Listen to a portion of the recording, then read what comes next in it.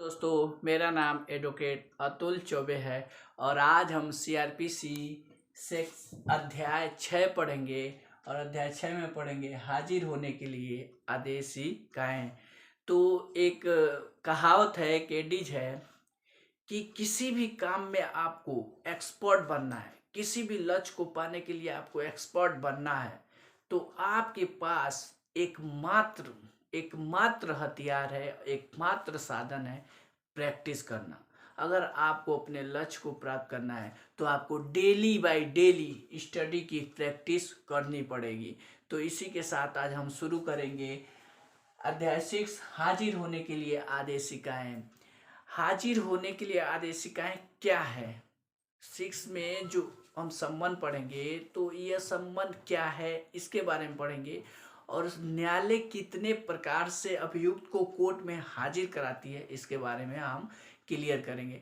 तो एक देखिए, जब आपके खिलाफ एफआईआर होता है या कोई व्यक्ति आपके खिलाफ केस फाइल करता है तो उसका इन्वेस्टिगेशंस होता है, एविडेंस एकत्र किया जाता है। और जब उस पर हमारे जज साहब, हमारे मजिस्ट्रेट साहब, न्यायिक मजिस्ट्रेट साहब कॉग्निजेंस लेते हैं। कॉग्निजेंस लेने के बाद आपको सम्मन भेजते हैं हाजिर होने के लिए। दूसरा, वारंट भेजते हैं आपको हाजिर होने के लिए। तीसरा, बेल बॉन्ड लेते हैं, बंध पत्र लेते हैं ताकि आप निर्धारित समय पे कोर्ट में आते रहें हाजिर के लिए। चौथा, आपके संपत्ति को कुर्क करवाते हैं। अगर आप इन तीनों के माध्यम से उपस्थित नहीं होंगे तो चौथे में आपकी संपत्ति को कुर्क करवाई जाएगी ताकि आप आके न्यायालय में उपस्थित हो। अब सबसे बड़ी चीज़ें हैं कि आज हम सम्मन के बारे में पढ़ेंगे कि सम्मन है क्या। सम्मन क्या है आप बताइए, सम्मन है क्या? सम्मन न्यायालय की आदेशिकाएं हैं जिसके माध्यम से न्यायालय अभियुक्त को निर्देशित करता है कि एक निश्चित समय पे, निश्चित स्थान पे, निश्चित जगह वह उपस्थित होके अपने बारे में, अपने को प्रतिरक्षा करे, यानी अपनी सुरक्षा करे। सम्मन का काम है अभियुक्त को यह बताना, अभियुक्त को यह सूचित करना कि आपके खिलाफ न्यायालय में कोई कार्रवाइयाँ लंबित हैं। आप आए और अपना प्रतिरक्षा करें, अपना एविडेंस दें कि साहब, सर, महोदय, कोर्ट के सामने बताएं कि आप निर्दोष हैं।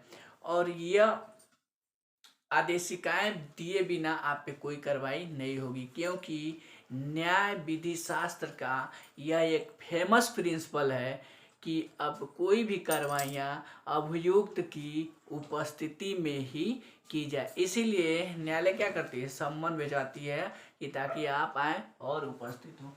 और यहाँ पे हम पढ़ेंगे सम्मन। सम्मन कितने प्रकार के होते हैं आप बताइए। काइंड ऑफ सम्मन दो प्रकार के होते हैं, एक तो जनरली सम्मन होता है और एक विशेष सम्मन। अब जनरली जो सम्मन है, साधारण सम्मन, उसका वर्ण 61 से 69, सेक्शन 61 से 69 में है। और विशेष सम्मन 206 है। अब आप यहाँ सोचिए, विशेष सम्मन 206 है। यह 206 सीआरपीसी के सेक्शन में मजिस्ट्रेट साहब इस सम्मन का प्रयोग तब करते हैं जब कोई अभियुक्त कोई क्राइम करता है और उस क्राइम में जो जुर्माना होता है वो 1000 रुपये तक होता है या 1000 रुपये से कम होता है। 1000 रुपये से कम होगा तो मजिस्ट्रेट साहब विशेष सम्मन निकालेंगे और कहेंगे भाई आपके पास सम्मन जाता है। सम्मन में ही पृष्ठांकित कर दिया जाता है कि आप चाहें तो अभी अपना दोषी स्वीकार करें और पैसा जमा कर दे जुर्माना, और आपको क्या किया जाएगा, आपका केस समाप्त कर दिया जाएगा अगर आप पैसा जमा कर देते हैं। अब 206 ए संक्षिप्त विचारण है। 206 जो विशेष सम्मन निकलता है वो संक्षिप्त विचारण है। अच्छा, आप ये बताइए, संक्षिप्त विचारण का प्रोविजन हमारे सीआरपीसी में किस सेक्शन में? 260 से 65 में है। इसके बारे में आप लोग पढ़िएगा। लेकिन आज हम लोग का एक ही टारगेट है, एक ही उद्देश्य है, सम्मन को खत्म करना। और सम्मन है 61 से 69 में हम पढ़ेंगे क्रमांक संख्या, यानी अभियुक्त को क्रमांक संख्या, जब प्रारूप पढ़ेंगे प्रारूप संख्या 1 में, तो अभियुक्त को सम्मन कैसे भेजा जाता है प्रारूप संख्या 1 में बताया गया है। और प्रारूप संख्या जब आप 36 पढ़ेंगे तो उसमें बताया गया है कि एक साक्षी को कैसे सम्मन भेजा जाएगा।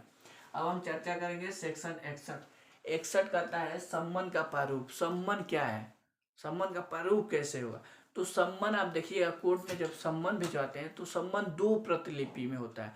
एक प्रतिलिपि और दो दो प्रतिलिपि में होता है। और दो प्रतिलिपि पर क्या होता है, न्यायालय की मुहर लगी होती है, पीठासीन अधिकारी उस पर साइन करता है और न्यायालय जो सम्मन जिस व्यक्ति का है उसका नाम उम लिखा रहता है, स्थान पता होता लिखा रहता है कि भाई ये सम्मन का पूरा मतलब उस पर डिटेल रहता है जिस व्यक्ति के प्रति सम्मन तामील करना है। अब वो दो प्रतियां 61 में 61 सिर्फ ये बताया गया कि सम्मन पे जो पीठासीन अधिकारी साइन किए हैं भाई, दो प्रतिलिपि में है, न्यायालय की मुद्रा लगी है और उसको अब सम्मन रेडी हो गया। 61 बस बताता है कि सम्मन का प्रोफार्मा प्रारूप कैसे आप रेडी होता है। 62 कहता है कि अब सम्मन तो बन गया भाई, सम्मन रेडी हो गया, नजारत में बन के तैयार हो गया सम्मन, अब इसको तामील करवाना है। तामील के मतलब इस सम्मन को जिस व्यक्ति के खिलाफ तामील करवाना है उस व्यक्ति को देना है सम्मन। तो कैसे की जाएगी, तो इसमें कहा गया है कि सम्मन न्यायालय चाहे तो पुलिस अधिकारी को दे देगा, भाई ले जाइए आप उस व्यक्ति को बताइए। दूसरा, न्यायालय का कोई भी अधिकारी सम्मन की तामील करवा सकता है। और तीसरा, लोक सेवक। लोक सेवक में जो सरकार के अंडर में काम करने वाले व्यक्ति होते हैं लोक सेवक, आप आईपीसी जब पढ़ेंगे सेक्शन 12 तो उसमें लोक सेवक के बारे में बताएगा कौन कौन लोग लोक सेवक हैं। काफ़ी 10-12 उसमें क्लास है 12। तो लोक सेवक भी सम्मन की तामील कराएंगे। अब एक चीज़ ध्यान रखिएगा कि 1 में तो ये बता दे, 2 में गया कि एक प्रति देकर और दूसरे। अब इनके बाद क्या होता है, जब ये लोग ले जाते हैं घर पे और व्यक्ति जो अभियुक्त है उसके घर पे पहुंच गए, तो जो दो हमने अभी पढ़ा है ना 61 में, इस सम्मन दो प्रतिलिपि में होते हैं। ये क्या करते हैं, एक प्रतिलिपि उनको दे देते हैं और दूसरे प्रतिलिपि पर उनका सिग्नेचर ले लेते हैं, हस्ताक्षर करा लेते हैं और वो ला के फाइल में ऐड करवा देते हैं कि इसने सम्मन की तामील इसने मान लिया, अभियुक्त ने एक्सेप्ट किया है। अब ध्यान देने वाली बात है कि ये जो 62 है ये बहुत इंपॉर्टेंट है, क्योंकि इसे व्यक्तिगत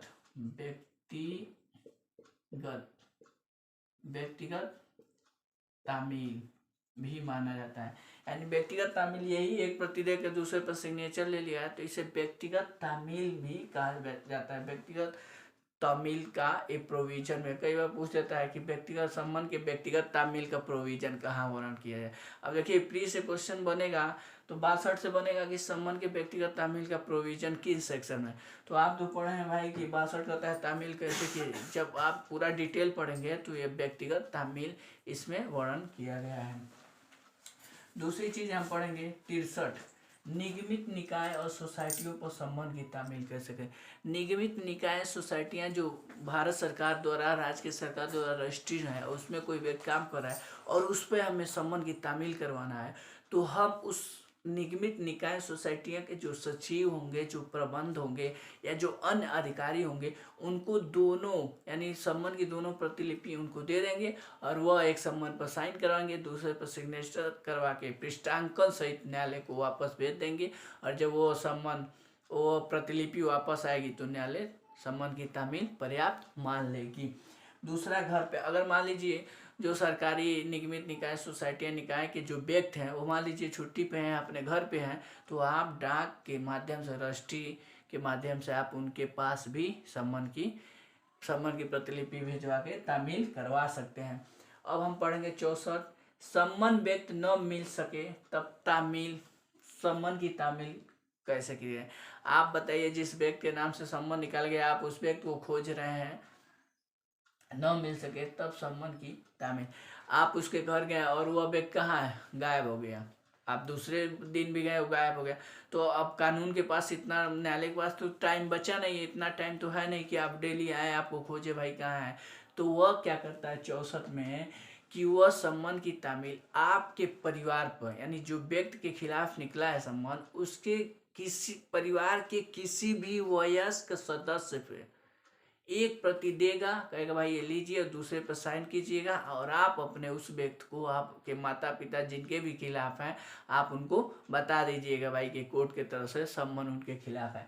तो ये सम्मन की तामील, यहाँ पे मानक तामील इसको कहा गया है। ये जो 64 है, इसको ये 64 भी पूछा जाता है, 64 भी क्वेश्चन बनता है कि मानक तामील, सम्मन की मानक तामील का प्रोविजन किस सेक्शन में किया गया है। तो ये 64 है, यहाँ पढ़ रहा मानक तामील का प्रोविजन है, यानी सम्मन का मानक तामील प्रोविजन इस सेक्शन में वर्णन किया गया है।